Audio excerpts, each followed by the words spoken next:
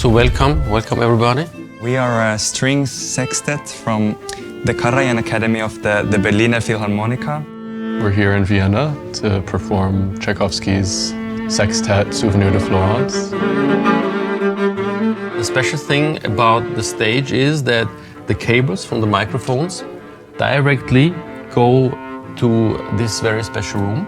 And in this room we have the machines that will be used to directly cut the sound waves from your instruments onto a vinyl record.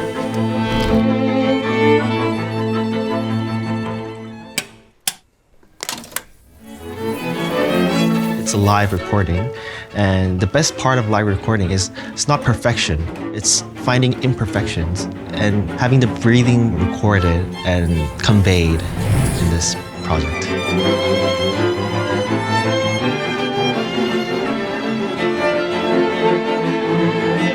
Das Kernstück ist die direkt geschnittene Schallplatte, die dann gleich danach auf einer Burmester-Anlage vorgespielt wird.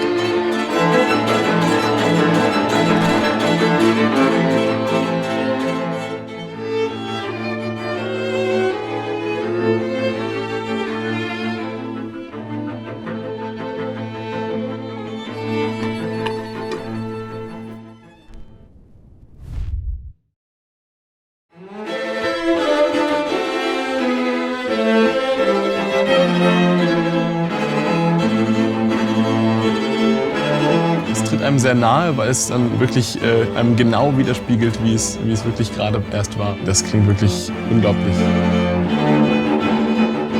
Es wird einfach eingefangen und dann in einer ganz besonderen Soundqualität am Ende nochmal erlebbar gemacht.